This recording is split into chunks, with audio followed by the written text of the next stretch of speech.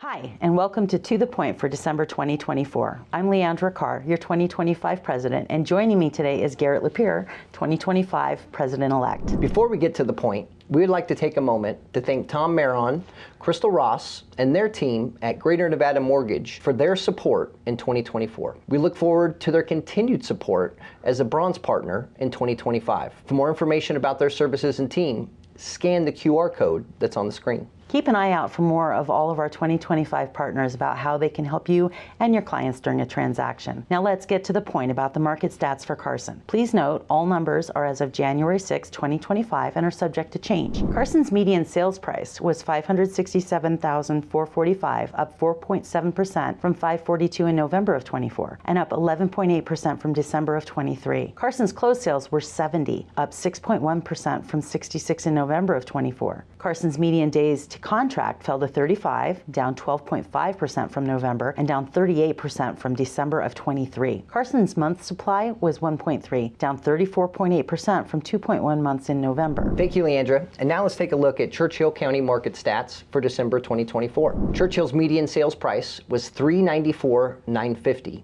And that was up 7% from $367 in November. Churchill's closed sales were 12, which was down from 13 in November. Churchill's median days to contract was 58. That was up 13 days from November of this year, and it was double from December of 2023. Churchill's month supply was 3.6, a decrease from November where it was 4.0. Thanks, Garrett. For more information on each of these markets, check out the full report on the SNR website. Scan the QR code below. Now let's get to the point about Douglas County. Douglas's median sales price was $660,000, down 9.5% from November of 2024. Douglas's closed sales were 31, down 26.2% from 42 in November and down 14% from December of 23. Douglas's median days to contract fell from 54 in November to 45 in December, flat to December of 2023. Douglas month supply increased from 4.9 in November of 24 to 5.6 in December 2024, up 18.8% from December of 23. Let's take a quick break to catch up with our favorite bowtie economist, Dr. Elliot Eisenberg. Hey, Elliot. Fed's cut short-term rates a full percentage point in the last few meetings, but the long-term rates have gone up.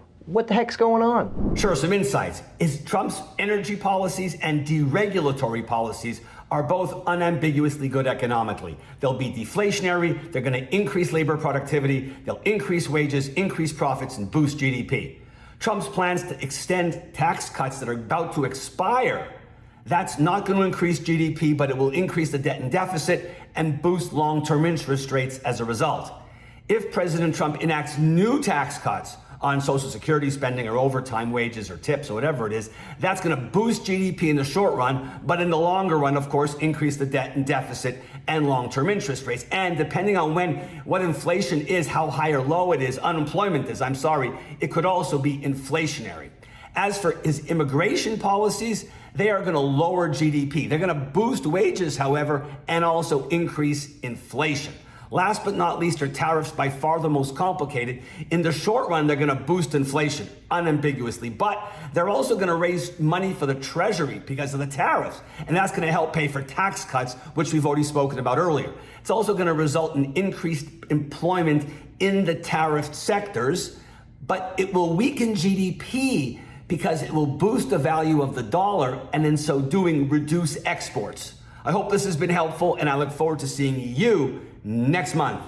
Thanks, Elliot, for that insight, and we'll keep a close eye on the Fed's actions as we move into 2025. If you'd like to learn more about this topic, check out Elliot's blog at econ70.com or scan the QR code on your screen. Now let's get back to the point for market stats for Lyon County, and that consists of manufactured and single-family residences. Lyon's median sales price was $385,000, which was down just a touch from $387,400 in November. Lyon's closed sales were 92, down just a touch as well from 96 in November. Lyon County's median days on market were 56, and that was an increase of almost 29% from November. Lion's month supply decreased to 2.5 in December, which was down 25% from December of last year. Thanks, Garrett, for a look at Lyon County. Now let's take a look at Washoe County, and remember these numbers exclude Incline Village. Washoe's median sales price was $600,000, up 2.8% from $583,500 in November. Washoe's closed sales were $349,000, up 1.5% from November of 24, and up 25% from December of 23. Washoe's median days to contract was 50, an increase of 65% from November of 24, and up 25% since December of 23. Washoe's month supply, 2.3, down 22% from November, and down 2.2% from December of 23. Thank you, Leandra, for helping me report the December market stats for the counties SNR members serve. As we gear up for 2025, we look forward to bringing you more information